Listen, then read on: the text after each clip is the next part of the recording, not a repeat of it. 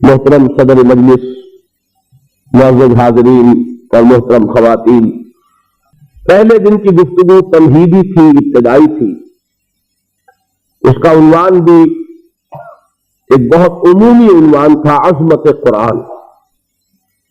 بہرحال اس کے ضمن میں جو بھی اللہ نے توفیق دی میں نے عرض کیا. دوسرے دن آپ کو یاد ہوگا کہ میں نے تعارف کرایا تھا. میں نے جو ایک تحریک قرآنی شروع کی اور جس میں کہ میں اپنی زندگی کے 20 برس کھپا چکا ہوں. اس کا آغاز سن 65 میں لاہور میں ہوا. یاد ہوگا کہ میں نے عرض کیا تھا کہ اس کے ضمن میں میں نے مطالعہ قرآن حکیم کے ایک منتخب نصاب کو ابتدائی ذریعہ بنایا ہے قرآن مجید سے لوگوں کو متعارف کرانے کے لیے. اگرچہ اصل قرآن وہ ہے مکمل قرآن، ترتیب بھی وہی ہے کہ جو مصحف کی ہے، سورہ فاتحہ سے سورۃ الناس تک، لیکن اس پورے قرآن کو تسلسل کے ساتھ، غور و فکر کے ساتھ پڑھنا، تدبر کے ساتھ پڑھنا جو ہمیں کرنا چاہیے، اس کے لیے ایک بڑی مضبوط قوت ارادی کی ضرورت ہے کہ پہلے ایک فیصلہ ہو چکا ہو، ایک ڈٹرمینیشن. اس ڈٹرمینیشن کے لیے، اس فیصلے کے لیے، اس عزم کے لیے، اس ارادے کے لیے میں نے مفید پایا اس کو کہ قرآن مجید کے اہم مضامین سے اگر تعارف کرا دیا جائے منتخب مقامات کے مطالعے سے، تو قرآن مجید کے اہم مضامین سے انسان متعارف ہوتا ہے اور اس سے اس میں ایک شوق پیدا ہوتا ہے، ذہنی مناسبت پیدا ہوتی ہے.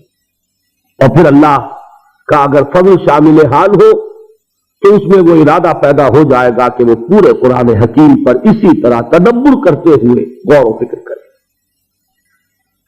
اس مطالعہ قرآن حکیم کے نصاب کا جو مرکزی خیال ہے وہ یہ کہ اولاً تو دین کی جامعیت سامنے آ جائے کہ ہمارا دین معروف معنی میں صرف مذہب نہیں ہے بلکہ دین ہے. اس میں مذہب والے حصے بھی ہیں. دیکھیے، ذہن میں رکھیے، لفظ مذہب پورے قرآن میں کہیں نہیں آیا اور آج ہماری زبانوں پر سب سے زیادہ یہی لفظ چڑھا ہوا ہے، ہمارا مذہب اسلام ہے. حالانکہ پورے قرآن میں یہ لفظ ہی نہیں. حدیث کا بھی جو ذخیرہ میرے مطالعے سے گزرا ہے، میں پورے حدیث کے ذخیرے کا میں دعویٰ نہیں کر سکتا، وہ بہت وسیع و عریض ذخیرہ ہے، لیکن جتنی بھی احادیث میری نگاہ سے گزری ہے یہ لفظ مذہب کسی حدیث میں بھی نہیں. مذہب کا لفظ ہمارے ہاں سلف استعمال کرتے تھے محدود معنی میں، مذہب حنفی، مذہب شافعی، مذہب مالکی، مذہب اہل حدیث، یہ مذاہب ہے. اسلام مذہب نہیں، اسلام دین ہے. ان الدین عند اللہ الاسلام. دین کہتے ہیں ایک مکمل نظام اطاعت کو، پوری زندگی پر حاوی، پوری زندگی پر مسلط، پوری انسانی زندگی کو اپنے حیطۂ اقتدار میں لینے والی چیز، جس کے لیے جدید اصطلاح کیا ہے؟ نظام. ہم کہتے ہیں نظام. یہ نظام بھی قرآن کا لفظ نہیں ہے، لیکن یہ کہ اگر دین کے مفہوم کو جدید کسی لفظ میں ادا کیا جائے تو وہ نظام ہوگا. دین کیا ہے؟ خدائی نظام ہے، اللہ کا عطا کردہ نظام زندگی ہے.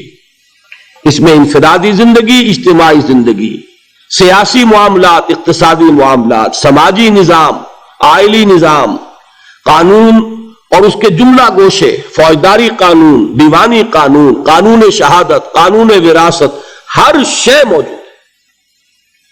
زندگی کا کوئی گوشہ نہیں ہے جو دین کے اندر شامل نہ ہو.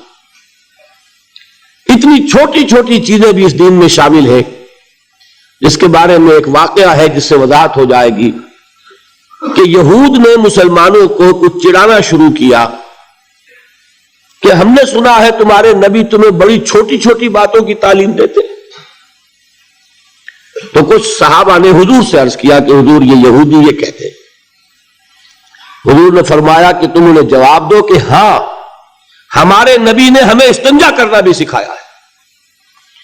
ہمیں تو اس پر فخر ہے کہ انسان کے لیے طہارت اور پاکیزگی یہ بھی نہایت ضروری ہے، اور اس کی تعلیم بھی کون دے گا اگر نبی نہیں دے گا صلی اللہ علیہ وسلم؟ تو ہمارا دین تو وہاں سے لے کر نظام حکومت تک چوٹی کے جو معاملات ہوتے ہیں ان سب پر مشتمل ہے۔ پہلی بات تو یہ سامنے آنی چاہیے کہ اسلام صرف مذہب نہیں، دین ہے۔ میں 2 منٹ آپ کے اور لے لوں، اس کو بھی میں چاہتا ہوں جس طرح میں نے اور باتیں کل عرض کی ہیں بالکل الجبرا کے فارمولوں کی طرح یاد کرنے کے لیے اسی طریقے سے ذہن نشین کیجئے۔ 3 جمع 3 6 امور ہیں جو جمع ہو جائیں تو دین بنتا ہے، اور ان میں سے پہلی 3 چیزیں وہ ہے کہ جمع ہو جائیں تو صرف مذہب بنتا ہے۔ عقائد، عبادات اور کچھ معاشرتی رسومات۔ معاشرتی رسومات کس کے بارے میں؟ پیدائش، شادی، موت۔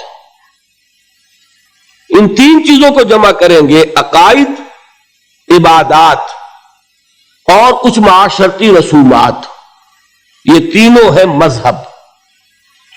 دنیا میں مذہب کا تصور یہیں تک ہے۔ اس سے آگے 3 چیزیں کیا ہیں؟ معاشرتی نظام، اقتصادی نظام، سیاسی نظام۔ ان کو جمع کریں گے تو یہ بنے گا اجتماعی نظام، اور ان 6 کو جمع کر لیں گے تو یہ بنے گا دین۔ یہ 6 چیزیں مل کر دین اسلام کی تکمیل ہوتی ہے۔